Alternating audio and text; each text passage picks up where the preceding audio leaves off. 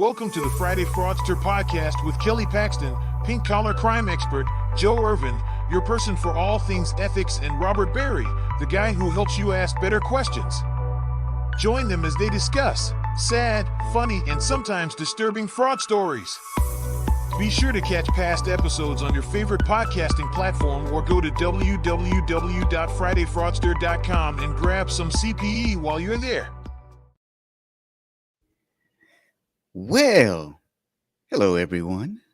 Hello. Welcome to episode 100. Woo-hoo! I forgot my bottle of champagne. I was like, I've been talking about it all day. I texted Elizabeth. I was like, I'm going to be drinking my champagne, and I totally forgot. I was too busy making a wand. Oh, right. Yeah. I have mine too, because we are fraud tooth fairies. Yeah. So everybody has seen the title, The Tooth Fairy Fraud. What does that mean, Robert? Well, Why do they look like fools? This is Elizabeth. She sends me a selfie and she's like, if you do not dress up, we are no longer BFFs. I was like, do you know me at all? Because dressing up is like my favorite thing. you know what? I just needed to put the thread out there. So before we jump into the story, a couple things I want to say. Episode 100. Who would have thought that Joe and Kelly could have put up with me for this long? I mean, who? Well, I mean, we do skip out on you a lot. We have to take breaks. I'm just kidding. that probably is true. You know what? I think we should probably give the people just a kind of brief synopsis of certain things, like kind of how this started. COVID. COVID.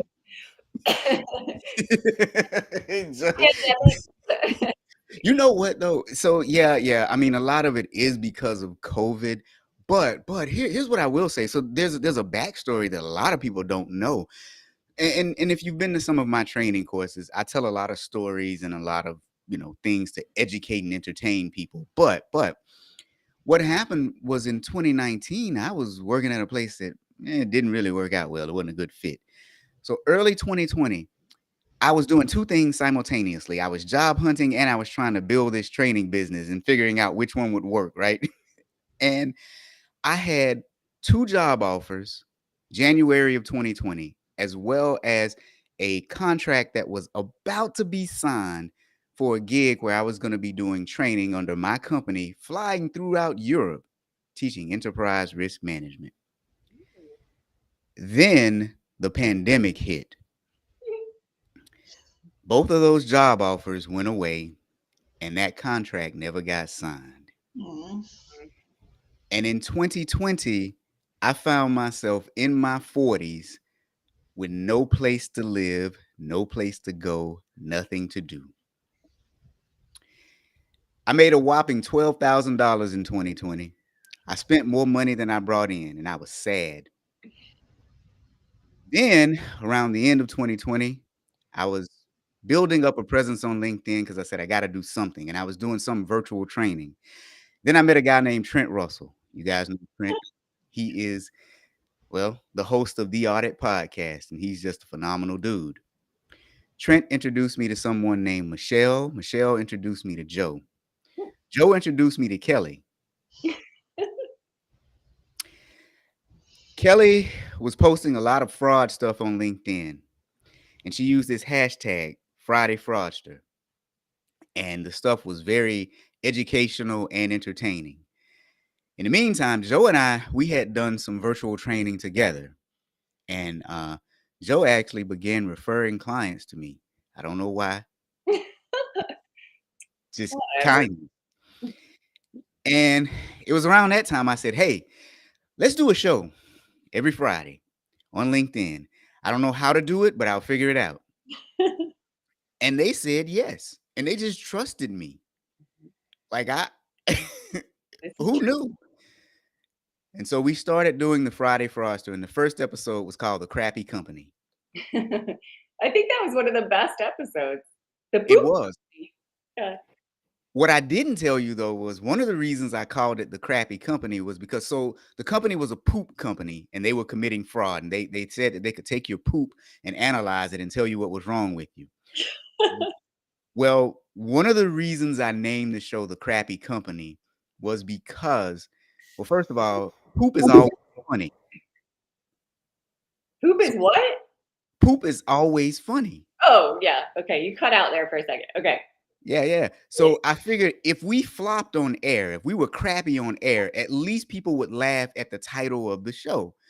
And I think we did fairly well, because I'm here to tell you all, when I look at our podcast download statistics, we have people listening to us in the US, Canada, South Africa, Nigeria, India, Malaysia, Singapore, Australia, New Zealand, Germany, France, Italy, China, occasionally Japan, Brazil, Colombia, and I've forgotten a few places.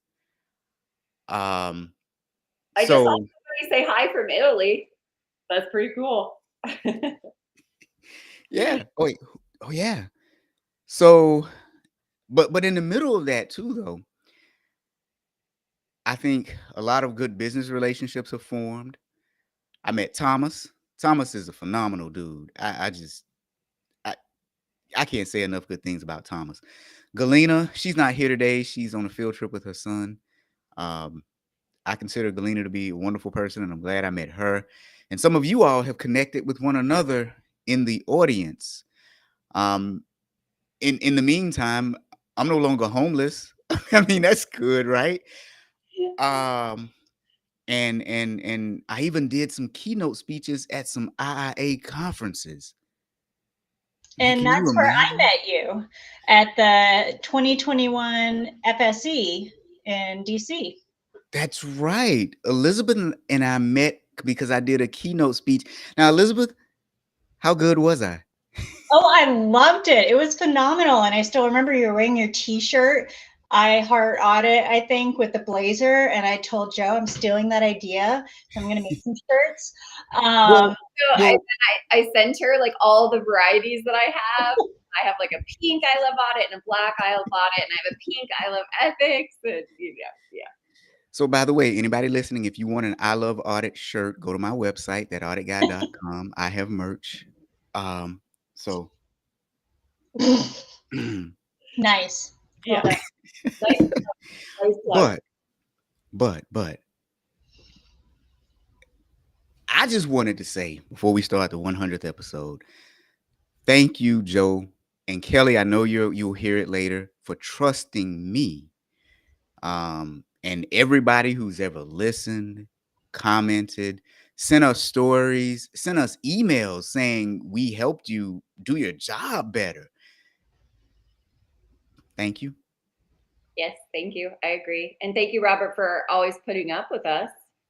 Always keeping the show going, because you know that Kelly and I it's like wrangling cats sometimes.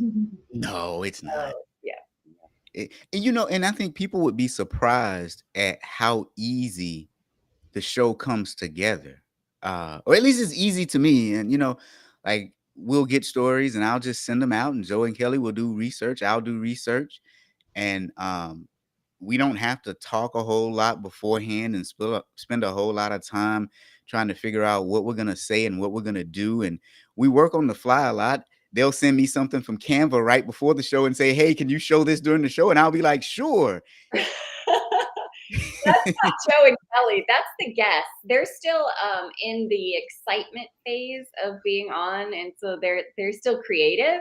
Like Elizabeth is Rob part, like the second. Rob the second, part 2, but that's not right. She's Rob the second, because I'm like, can you do this image for me? And can you do this for me? And can you do this?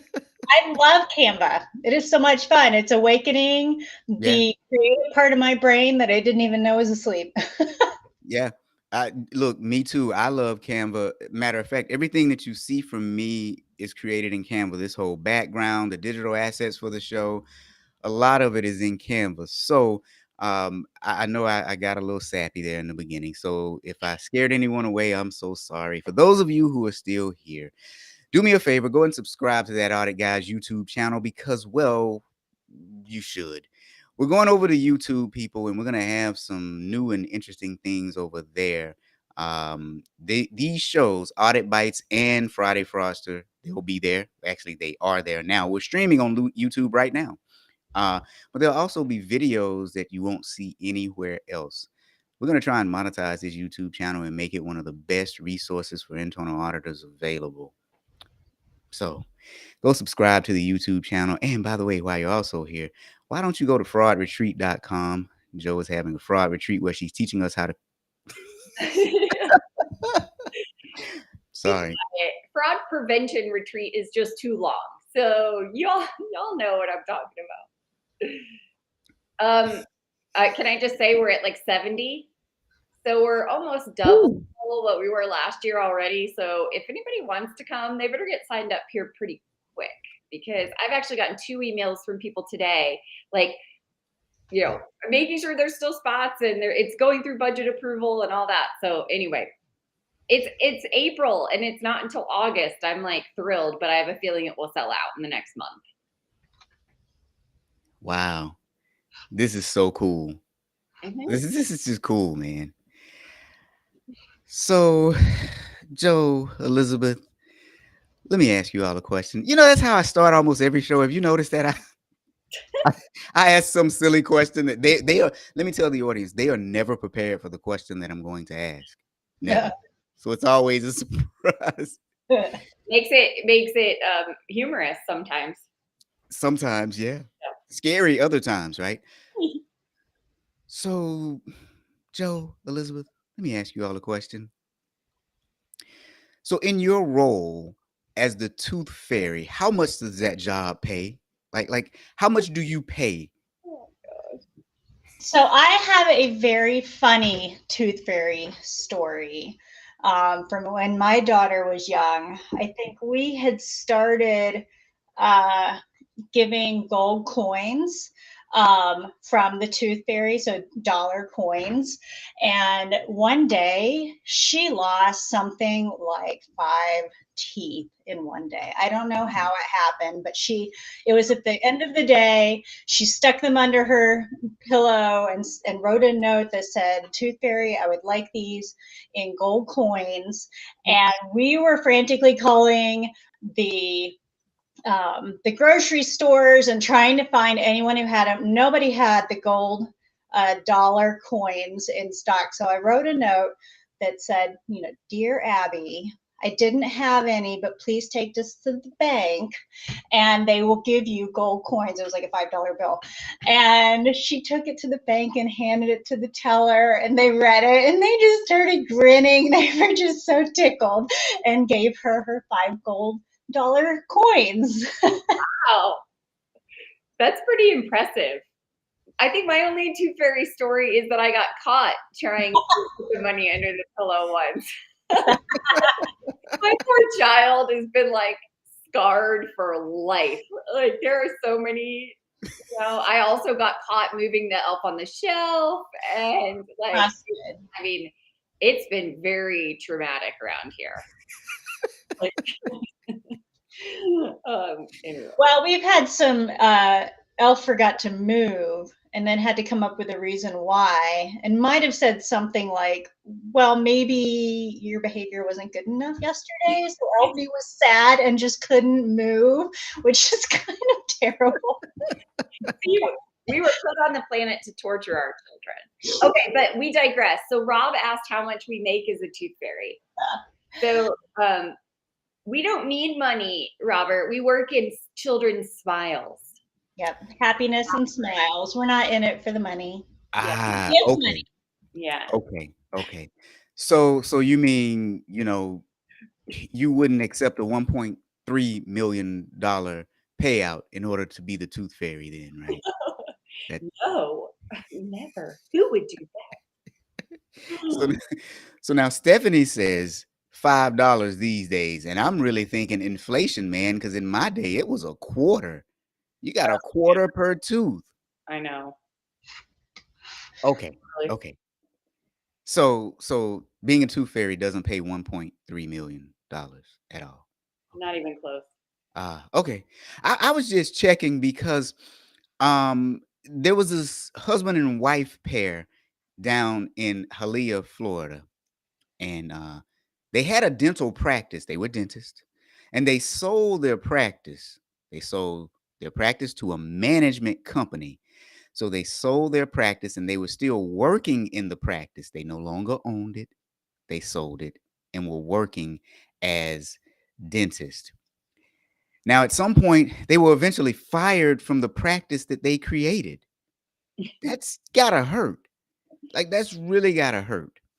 Well, I was trying to figure that out because they sold shares to this management company, and I'm guessing they must have sold sold too much that they lost their majority vote and then got pushed out. Yeah, yeah. So they sold their shares and either sold a majority or all of it and then went to work in the practice as actual dentists instead of owners and practitioners, right? And the pair raised objections about the company's practices. They had non-dentists, dental hygienists, which they were billing for services that only a dentist should perform. And after the management company found out that this couple aired their grievances, they fired them. So that's how they lost their practice. Now, according to the arrest report, there were a few things that this management company were doing. When you practice medicine, typically you have a provider number with insurance companies. So every practitioner has a provider number with each insurance company. Well, they were billing for services under dentist A's provider number, even though dentist B performed the service and dentist B didn't have a provider number with that insurance company. So that was one thing. The other thing they were doing was, well, dental hygienists who aren't dentists were performing services that a dentist should perform, and they were actually billing at the higher dentist rate to the insurance company. Now, this sounds like fraud to me, doesn't it? Yeah. Okay. And I read a statistic that it was a few years old, but it was said dentist fraud, like them actually committing fraud like this is a $12.5 billion industry, which I would imagine, I mean, if that was a few years ago, I'm sure it's a lot higher. Yep, I saw the exact same thing. 12.5 billion. Yeah. And how many, I think what you should have asked us, but I know we were the tooth fairy, so you had to make it about the tooth fairy. But what you should have asked us is, let me ask you a question, Rob. How about Uh-oh. Rob and Elizabeth? No. Ever gone to the dentist and felt they did something that was unnecessary? Oh, Or, yes. or maybe not even did it, but they asked you to do it. Absolutely. I don't know. What is it? Why? I think it's so hard to prove whether or not you need these services that they can just tack them on and bill more. Like, how do I know what's happening back there in my mouth? Like, I don't have a microscope. I can't, like. Yep. Yeah, I read a statistic at one point in time that said something like about 30% of dental procedures were unnecessary. That's not surprising. Mm-hmm. Yeah. I'm actually surprised that's not higher, to be honest. And that's sad, but that's how much I believe in people's ethics these days. So now Bob says, "Where's my tooth fairy getup?" Bob, What a great question. I am the management company for the tooth fairies. Ever. No, Thomas. You're the fraudster. Thomas had a brilliant idea that Rob could just use AI like Rob does. Sorry, I was turning my wand on, the light on. Rob could use AI and create Tooth Fairy. So where is it, Rob? Like you were supposed to like find some image and make it you, and so it creeped us all out. Remember? Oh, Thomas said you looked like an ugly girl that one show.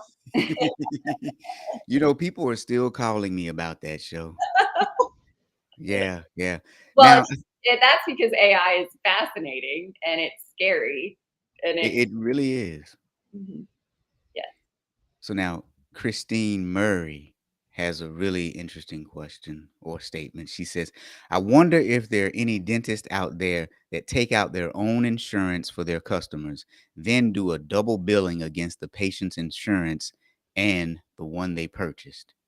Oh, interesting. So, yeah, I don't know how that works. I mean, I always find it interesting when you go somewhere, they ask if you have more than one insurance, Mhm. right? Like, isn't that, what is that called? Is that co-insurance or is that like Secondary. secondary? Yeah, for primary, secondary. Yeah. Yeah, yeah, That goes for everything, not just dentists, right? yeah, yeah. So now let me ask you all another question though. Well, never mind. I won't ask the question. I'll just say there was another doctor in the practice who actually allowed them to use his or her provider number, even though he or she didn't perform the services. So That was a she, I think I read, and because I was like, dang. I think it was. I just couldn't remember. So I'm like, Yeah. So what do you think about that? Like, what would actually drive a person, especially after seeing? So, okay, wait, let me just frame this in full context. Do you think that maybe after seeing the other two dentists who actually started the practice be fired, that this dentist said, I better do it? Or do you think they just willingly did it? Because now they're saying they're not sure if that dentist is going to face charges. They should. I read that statement too, and I was like, well, why wouldn't they? I mean, it's still fraud. And I don't know, it could go both ways. It could be pressure, like we don't know the situation, threatening, like they could have threatened her to use it, or there's just too many bad people out there, or unethical people, not bad people, that think they can get away with doing all this stuff. They don't even think twice about it. Yeah. I'm always surprised by how many people don't seem to have the conscience and really don't mind committing fraud. Yes, Elizabeth came to my class, my internal audit grad class last night, and it was fraud week. This week and next week is fraud week. So of course it's my favorite week. I think that's the most fun reaction from students is they can't believe when people do things, or they can't believe, like some of the things that go uncovered, or how did somebody not see that? Or, it's just, you get this pretty innocent, honest reaction from them. It's pretty good. And then the auditor of nearly 20 years gets the same reaction. Yeah. What? Yeah. That's true. I mean, What? it's us auditors. We want to think the best in people, right? No. Despite what people think, we do. Yeah. We do. We really do.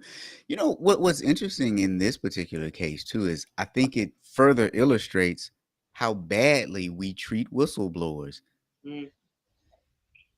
So I talked about that in class last night too. So I was on a webinar with Kelly Richmond Pope last week. And have you heard her talk about it's in her new book. So we can plug Kelly Richmond Pope. She has a new book. It's like Fool Me Once or something, I think is what it's called. But anyway, she talks about the 3 types of perpetrators and the 3 types of whistleblowers. And so I went through that with my students last night. It's pretty neat. But to your point, Rob, I think we treat, now that I've heard her 3 types of whistleblowers, I think we treat them differently depending on what type they are. Mm-hmm. So she goes through like the accidental whistleblower who, just happens upon something and they really they're almost scared to talk about it. And, they're nervous the whole time and they, have stomach aches and feel bad for the other person. And, that kind of, and then you had the noble whistleblower, I believe it was one of them, and the vigilante whistleblower. So like the out to get the company, or whatever. So anyway, it's interesting. I won't, obviously Kelly Richmond Pope, I won't take credit for any of that. So she has all the details if you want to know more on that. But I thought it was pretty neat. The category. No, thank you. Yeah, Yeah. that's really good, and I think that's spot on. Yeah. And she does Yeah. say, like, perpetrators, there are accidental perpetrators, right? So you think about the people who accidentally use their business card for a personal lunch, and then they get away with it, and then they keep doing it. And then there's like the intentional perpetrators. We know we can do it. We see the opportunity. We're going to do it. And then there's the vigilante perpetrators too, because, or righteous, she calls them righteous perpetrators because Ah, they want to, steal from the rich to give to the poor, or, they have some righteous reason or rationalization behind their fraud. So anyway, again, all Kelly Richmond Pope's credit. I watched her on a CPE webinar last week. I think it was an audit board webinar. It was free. She did a great job. So gotcha. Leslie said that she saw her, so it may have been the same, webinar. yeah, it was a good presentation. I thought she did a good job.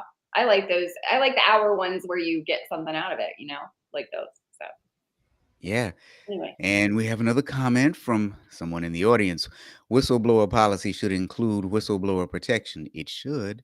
mm, Also, without tone at the top and management showing a good example, the whistleblower will not trust the company. Yeah.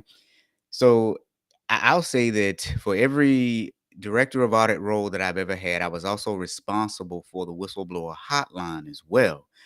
And there would be people who would say, I don't trust this process. I don't trust that I will not be retaliated on.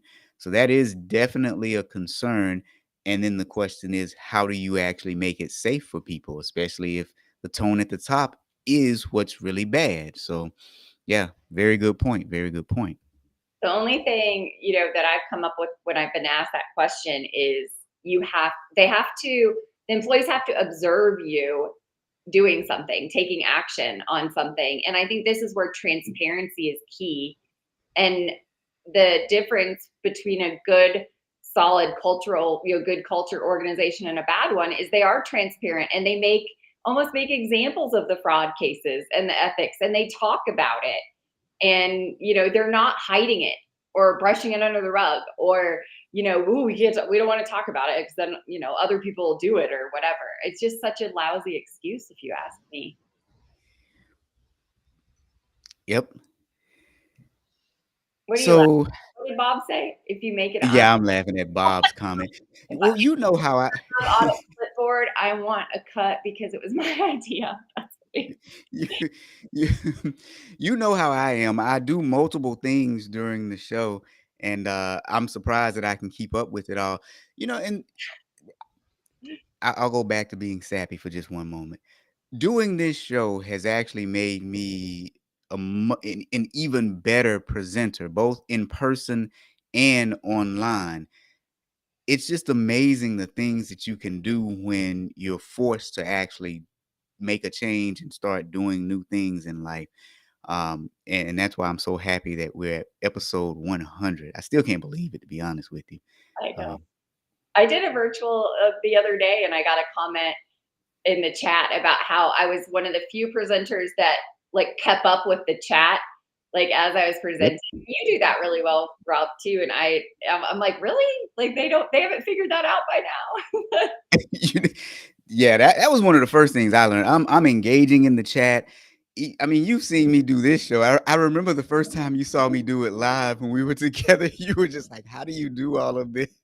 I know. Well, I told Elizabeth we tried to do it live at the fraud retreat last year, and we're gonna have to decide if we're gonna do it again. I was like, maybe we'll get better as we do it more live. Yeah, yeah. Because what we've done it live in Houston, Texas, and in Springfield, Illinois, and then in Denver, Colorado. Mhm. Yeah, fun. That that was pretty cool. All right, so let's talk about how they got caught because I think that is where it gets really really interesting. So at one point, authorities say that they started using this one kind of billing code called behavioral management, a behavioral management code on all children under the age of 6, and they did it without the consent of the doctors to increase production and to meet their financial goals. So now 6 of the dentists discovered this scheme and stopped all of the billing. Then they did an audit of the billing that was going out. And the audit discovered 50 fraudulent claims, 4 of which had already been submitted to the government, totaling about $1,800. Now, once it was all said and done, and the government stepped in and whoever did a full review, they're estimating that the total amount of the fraud is $1.3 million. Hence the reason I asked if the Tooth Fairy pays $1.3 million. Can you put up their pictures? Oh, you know what? I can. I mean, Let me just see. for fun. The 5 accused. I mean, I don't know about y'all, and maybe this is super judgy, but these don't look like dentists to me. And maybe it's just because I've gone to a But certain. they're not the dentists. They're the management company. Oh, they are the management company. I think so. Yeah, I don't think but one of them's 22, so young. Like Yeah. I'm always still surprised at that. Oh, I thought one. Okay, all right. I misspoke. Sorry. You don't have to show their pictures. Not as exciting. I thought these were like the one lady who was doing the dental procedures as a nurse practitioner that shouldn't have been in that, I think. I mean, maybe. I thought it was a management company. It could be. Oh, wait. So, they were 5 people employed by the dental management company. So yeah. They aren't the dentist. But One thing I don't think still the dentists obviously were involved in some way, or at least one of them is in the story. We know. Right. Well, the one thing that I wonder, or one of the things that I wonder though, is why is it when the first 2 dentists came forward, they were terminated, but then these 6 were actually able to stop the billing and do an audit? So what was the difference there? You know, like I'm really curious as to how that happened. I don't know. This is kind of a confusing story, to be honest. But if you read, my favorite part of all of these articles is the comments in the bottom of the article. So I did put the link in the chat if anybody does want to laugh. I mean, it made me think of where this happened. So in Miami, right? Like Little Haiti. It made me think of that show that we all watched a long time ago. Rob, you remember that one, The Startup? Or just Startup? Remember the one about the cryptocurrency and their Gen coin and like all the stuff that happened in that area of town? So it kind of, the comments where I was going with that, and the comments in the article are like, oh no, oh really? Like another fraud in this area? Oh, so surprised. Like, and it's like they even like give Florida a hard time. So if Hal is here, they're like, what? Another one in Florida? Another fraud? Sorry. Anyway, I got distracted. So now Bob Wessler says none of them were showing teeth. Definitely not dentist or hygienist. Yeah. Okay. All right. That I'd want to go to. Yeah. I don't even think I would want to go to a dentist that had a dental management company. Now it kind of, I guess I'm old school, right? I don't even go to like a chain dentist. I know there's a lot of those now, and I'm sure they're getting more and more popular because they're supposed to be, I think, more like reasonably priced, or they cater to people without dental insurance and those kind of things, which I completely understand their need. But I don't know. It just seems, I've just always gone to like a practitioner that owned his own dental practice. Now, can we kind of bring out our inner Kelly for a minute? Because she would tell you that dentist offices are actually one of the top companies that are embezzled from. So dentist office, their office managers typically steal from them. So that's a whole nother side. Maybe that's why they steal from us. Or they give us procedures that we don't need. It's because their office managers are stealing from them. So anyway, what is it with dentists? That's what I want to know. Oh, you know what? I just had another thought too. So they're giving procedures to people that are unnecessary. What if, though, they were only just billing for those procedures and not actually doing them? they could do that all the time too, couldn't they? They could, but it's my understanding they're actually giving procedures that are kind of unnecessary. More. But Yeah. Well, yeah, and if you get your, what is it, the explanation of benefits that you get, and you see things on there that you didn't receive, you might be more likely to ask questions, which is why they probably go ahead and just fill that cavity that's not really a cavity or whatever it is. Yeah. I would be real concerned if I saw like a leg amputation on my explanation of You're benefits. That right. would Wait, what? That's still there. So you both have children, and I want to know why I keep having to pay for cavities on baby teeth that are going to fall out. Like, are they scamming me, or are they telling me the truth that you really have to fill a cavity on a I baby? think you do. I think you do too. But really? Why? I You see. just knocked the tooth out. It's not ready to come out, Rob. But Elizabeth, to your earlier story, when we were just at the dentist, they told Benjamin that he is about to have a waterfall of teeth fall out. So that probably Ooh. is about the age that. Yeah, it legitimately happened. Yeah. See, so you weren't exaggerating. He'll probably have. I'll text you when he loses 5 teeth and when like where are your gold coins, Tooth Fairy backup person? Wow. Yeah. All right, somebody, I don't know who that is, but they said they're telling me the truth. So I believe them. I like our dentist. So. That is Christine Murray. Oh, Christine. Yep, she is. It can damage the adult teeth. Oh, okay. I didn't That's know what that. I would think if it just continued to decay in there. How are we talking about cavities? It's dental fraud. Like, But wait, all you right. guys are the tooth fairies. Shouldn't you know about that? No, Shouldn't we you know? just take the money and take the teeth. Like, there is no reward. We collect the teeth, make necklaces out of them, jewelry. Now we seem creepy. And then you bill the government for $1.3 million for the teeth. No, we resell them on the black market, actually on the dark web for people that make. All right, now we.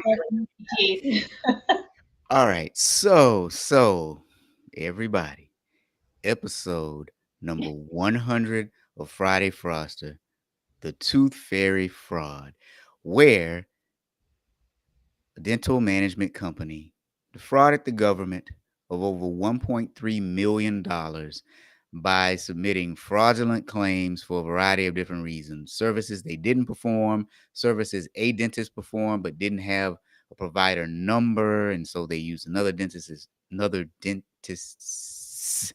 provider number. You try saying whatever I just said. Dentists. There you go. That word that Joe just said, provider number, and so they've been arrested. This is actually a fresh story too, so we might be able to follow up on it at some point, because right now we just know that they've been accused of some things, and so we all know accusations aren't guilt, and from what I can tell, they've not admitted to being guilty yet. But so Real quick, wait, I just thought of another story. Elizabeth, you remember when one of my students last night was like, "Did you see the dentist in the news in Colorado?" That was my old dentist. He was poisoning his wife and she died. Like, so they found the prescriptions for like cyanide and whatever else he was like. Yeah, why does the dentist need cyanide? I don't even know. But anyway, that's the big story in Colorado. So if anybody's in Colorado, there's a more violent than fraud dentist story in the news. So check it out. Now that's just dumb. See, now as a dentist, you can actually get controlled substances. Yeah. You can. But I would imagine if I ordered cyanide from how do you even order it? I'll send this story. I'll put it in the comments to this so everybody can check it out. I'm almost positive that's what it was. But you know me, I don't remember things well. That that is insane. Well, all right. All right. Thank you guys for joining us on episode 100, and we will see you next week.